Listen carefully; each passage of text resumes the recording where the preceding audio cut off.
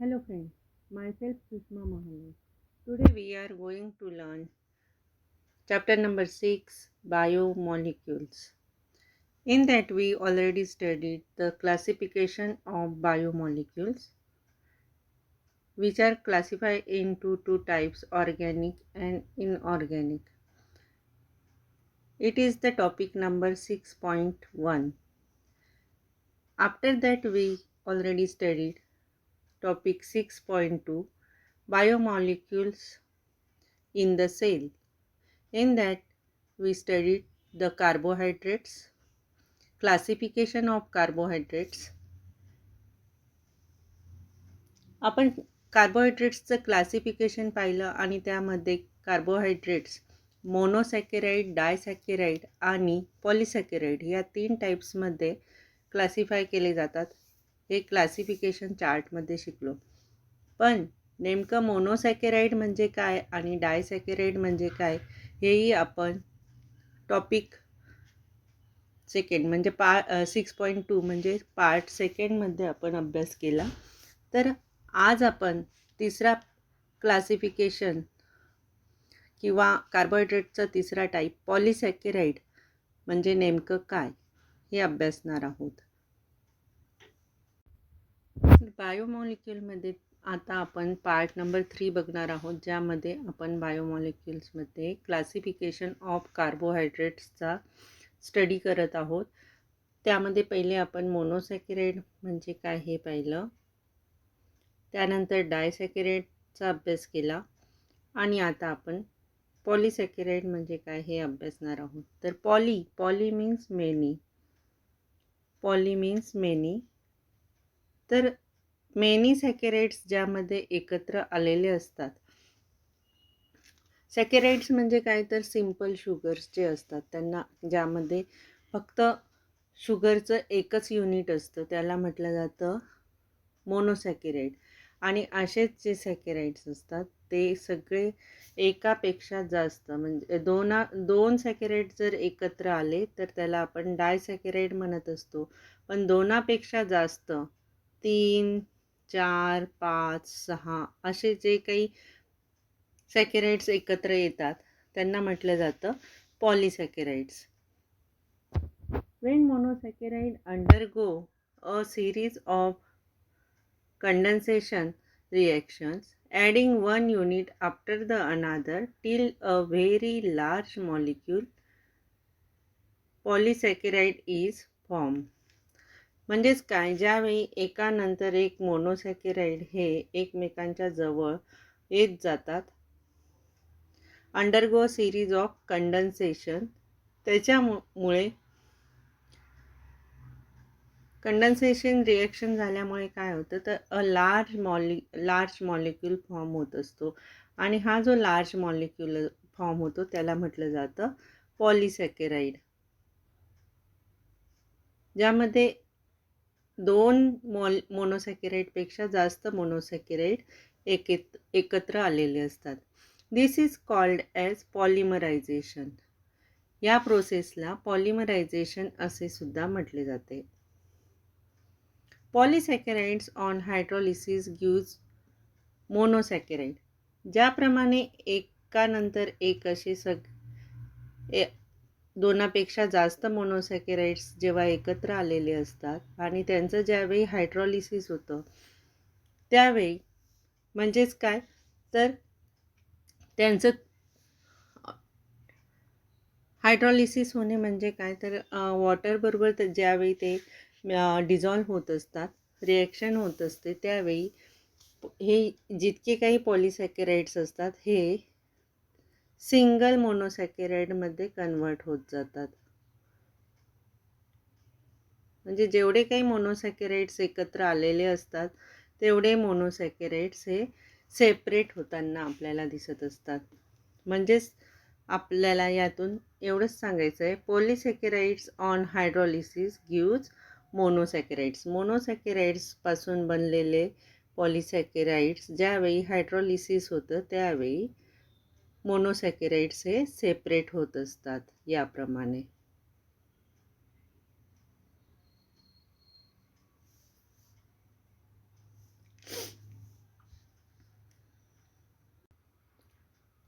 पॉलिसॅकराइडचे काही कॅटेगरीज आपल्याला पाहायला मिळतात, जसं स्टार्च, त्यानंतर असतं सेल्युलोज अँड ग्लायकोजेन. तर त्यापैकी आपण आता पहिले बघणार आहोत स्टार्च. स्टार्च म्हणजे नेमकं काय? Starch is a type of stored food in plants. प्लांट्समध्ये जे स्टोअर्ड फूड असतं त्याला स्टार्च म्हटलं जातं. It exist in two forms, amylose and amylopectin, जे अमायलोज आणि अमायलोपेक्टिनच्या रूपात त्या ठिकाणी प्रेझेंट असतं. Amylose is an unbranched polymer of alpha glucose. Amylose हे अल्फा ग्लुकोजचं अनब्रांच्ड, ज्याला कुठेही ब्रांच नाही, जे सिंगल लिनियर लाईनमध्ये एकानंतर एक सरळ लाईनीत फॉर्म होत जातात, अनब्रांच नसलेले पॉलिमर म्हणजे अमायलोज आहेत, अल्फा ग्लुकोजपासून बनलेले पॉलिमर. आणि amylopectin is a branched polymer. आणि अमायलोपेक्टिन काय आहे तर ब्रांच्ड पॉलिमर आहे, ज्याच्यापासून दुसरी ब्रांच, तिसरी ब्रांच याप्रमाणे तिथं तयार होत असते. त्याला म्हटलं जातं branched polymer of alpha glucose.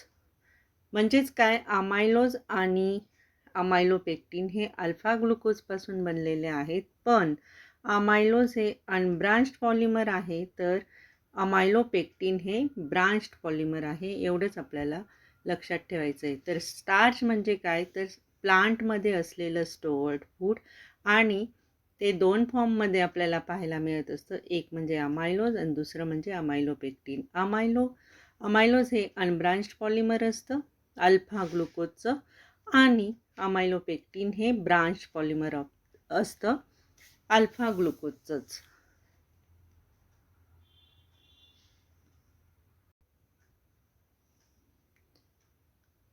पॉलिसॅकराइडची second category आहे ग्लायकोजेन, ज्याच्यामध्ये this is a type of amylopectin with very short distances between the side chains. हे अमायलोपेक्टिनचाच एक टाईप आहे, आणि ज्यामध्ये खूप छोट्या छोट्या साईड चेन्स ह्या अगदी जवळजवळ अंतरावर प्रेझेंट असतात. It is present in humans and animals body, specially in organs like liver and muscles.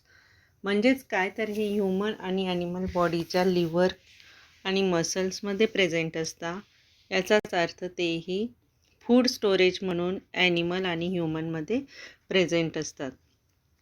ज्याप्रमाणे स्टार्च हे फूड स्टोरेज म्हणून प्लांटमध्ये प्रेझेंट असतात, त्याचप्रमाणे ग्लायकोजन हे ह्युमन आणि ॲनिमल बॉडीमध्ये लिव्हर आणि मसल्समध्ये स्पेशली प्रेझेंट असतात.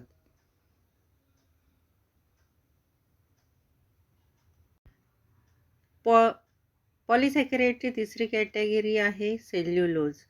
पहिली आपण पाहिली स्टार्च, दुसरी ग्लायकोजेन आणि तिसरी आहे cellulose. This type of polymer made from beta glucose. This type of cellulose made from beta glucose molecule.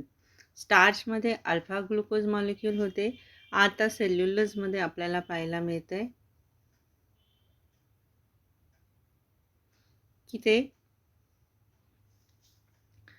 Beta ग्लुकोजपासून बनलेले पॉलिमर आहे. सेल्युलोज हे बीटा ग्लुकोजपासून बनलेलं पॉलिमर आहे. Cellulose is generally present in cell wall of plant. Cellulose generally कुठे present असतं तर cell wall of plant. प्लांटच्या cell वॉलला बाहेरून जे कोटिंग असतं त्या ठिकाणी सेल वॉल प्रेझेंट असते, आणि त्या सेल वॉलला, सेल मेम्ब्रेनच्या बाहेरच्या बाजूला सेल वॉल असते प्लांट सेलमध्ये, आणि त्या सेल वॉलमध्ये सेल्युलोज प्रेझेंट असतं, जे ॲनिमलमध्ये सेल वॉल प्रेझेंट नसते. ॲनिमलच्या सेलमध्ये सेल वॉल प्रेझेंट नसते, फक्त सेल मेम्ब्रेन प्रेझेंट असतं, आणि प्लांटच्या सेलमध्ये सेल वॉल प्रेझेंट असते, आणि ज्यामध्ये सेल्युलोज हे पॉलिमर प्रेझेंट असतं. These are stronger and tougher than other polymers. These are stronger and tougher. हे जे काही सेल्युलोज असतं हे स्ट्रॉंग आणि टफ असतं. This toughness is totally due to hydrogen bonding between neighboring chains. यामध्ये जे काही हायड्रोजन बॉन्डिंग असतं, या पॉलिमर्समध्ये जे काही हायड्रोजन बॉन्डिंग असतं ते एकदम जवळ जवळ जवळ असल्यामुळे हे जी काही नेबरिंग चेन असते ही अगदी जवळजवळ फॉर्म झालेली असते आणि त्यामुळे त्याला टफनेस आलेला असतो. म्हणजेच काय, तर हे पॉलिमर्स अगदी जवळ फॉर्म झालेल्या असल्यामुळे त्या ठिकाणी ते टफनेस तयार करतात आणि हा टफनेस म्हणजे सेल्युलोज हा सेल वॉलमध्ये प्रेझेंट असतो आणि त्याचे इनर साईडचे जे काही ऑर्गन्स किंवा ऑर्गॅनिल्स असतात त्यांना तो सेफ ठेवत असतो. एक प्रकारे गार्डचं काम हे सेल्युलोज करत असतं, प्रोटेक्शन देण्याचं काम सेल्युलोज करत असतं. म्हणून त्याला ते आपल्याला या लाईनीत दिसते, these are stronger and tougher than other polymers. मग आपल्याला काय लक्षात आलं, तर सेल्युलोज हे प्लांट सेलमध्ये सेल वॉलमध्ये प्रेझेंट असतं आणि ते स्ट्रॉंगर आणि टफ असतं. कशामुळे स्ट्रॉंगर आणि टफ असतं, तर hydrogen bonding between neighbouring chains. ते जे काही पॉलिमर्स असतात त्यांच्यामध्ये जी काही हायड्रोजन बॉन्डिंग असते ती एकमेकांच्या जवळ त्या चेनमध्ये खूप जवळजवळ ते पॉलिमर्स सेट झालेले असतं आणि त्यामुळेच टफनेस आलेला असतो त्या चेनला.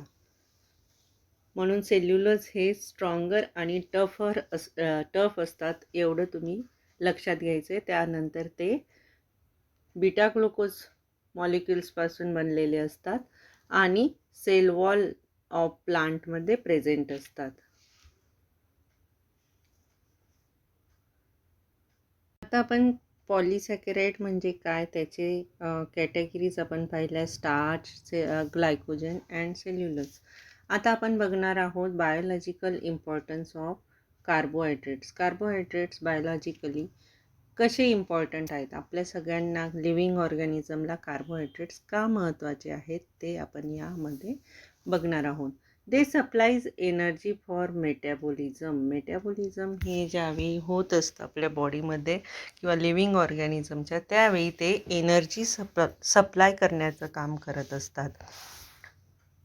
Glucose is the main substrate for ATP synthesis. आणि कार्बोहायड्रेटमध्ये जे ग्लुकोज असतं ते मेन सबस्ट्रॅट आहे ATP सिंथेसिससाठी. Lactose which is present in milk provides energy to infant babies. Infant babies म्हणजे जे नुकतेच जन्माला आलेले बाळ असतात, नवजात शिशू जे असतात, ते जनरली मिल्कवरच मिल्क म्हणजेच त्यांचं फूड असतं. ते काही खाऊ शकत नसतात. नवजात शिशू किंवा नुकतंच जन्माला आलेलं बाळ हे मम्मीच्या मिल्कवर किंवा काऊ बफेलोच्या मिल्कवरच त्यांचं जेवण घेत असतात किंवा ते ॲज अ फूड म्हणून मिल्क घेत असतात. तर त्या मिल्कमध्ये काय प्रेझेंट असतं, लॅक्टोज हे ग्लुकोज आणि गॅलेक्टोज या दोन मोनोसॅकराइडपासून लॅक्टोज हे डायसॅकराइड बनलेलं असतं. म्हणजेच काय, लॅक्टोज हे पण एक कार्बोहायड्रेट आहे आणि हे कार्बोहायड्रेट मिल्कमध्ये प्रेझेंट असल्याने ते इन्फंट बेबीजला एनर्जी प्रोव्हाइड करत असतं. म्हणजेच काय, फूडद्वारे त्या बेबीजला एनर्जी मिळत असते आणि ते फूड म्हणजे त्यांचं मिल्क, जे त्यांना मम्मीच्या मिल्कमधून किंवा काऊच्या मिल्कमधून, बफेलोच्या मिल्कमधून त्यांना प्रोव्हाइड केलं जात असतं. Polysaccharides helps as structural component of cell membrane, cell wall and reserve food material in the form of starch and glycogen. आताच आपण पाहिलं की स्टार्च आणि ग्लायकोजन म्हणजे काय, तर ते रिझर्व फूड मटेरियल म्हणून काम करत असतात. स्टार्च हे प्लांटमध्ये आपल्याला रिझर्व फूड मटेरियल म्हणून पाहायला मिळतं. आणि ग्लायकोजेन हे ॲनिमलमध्ये लिव्हर आणि मसल्समध्ये, ॲनिमलच्या लिव्हर आणि मसल्समध्ये ते रिझर्व फूड म्हणून त्याचं काम करत असतं. आणि जे काही सेल्युलोज असतं, पॉलिसॅकेराइडची जी तिसरी कॅटेगरी आपण पाहिली की सेल्युलोज, जे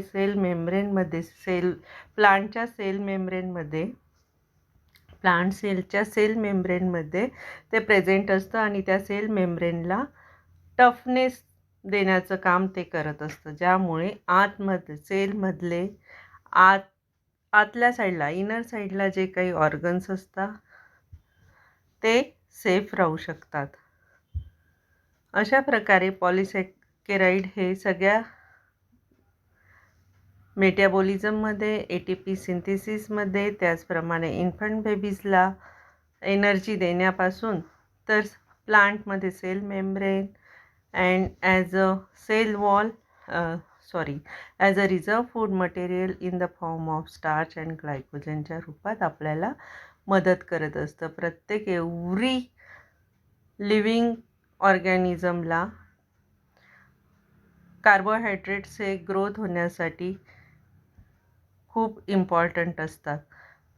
आणि हेच इम्पॉर्टंट आपल्याला ह्या पूर्ण आत्तापर्यंत जे काही आपण कार्बोहायड्रेट्सविषयी शिकलो त्यामधून लक्षात आलं. आणि त्याच्यावरूनच आपल्याला हे बायोलॉजिकल इम्पॉर्टन्स ऑफ कार्बोहायड्रेट्स हे पॉईंट्स आपण आता शिकलो. तर अशा प्रकारे आजचा टॉपिक आपण कार्बोहायड्रेटचा टॉपिक आपण मोनोसॅकेराइड, डायसॅकेराइड आणि पॉलिसॅकेराइड हे सगळं शिकल्यानंतर इथेच थांबवत आहोत. आता आपण पुढचा टॉपिक शिकणार आहोत लिपिड्स.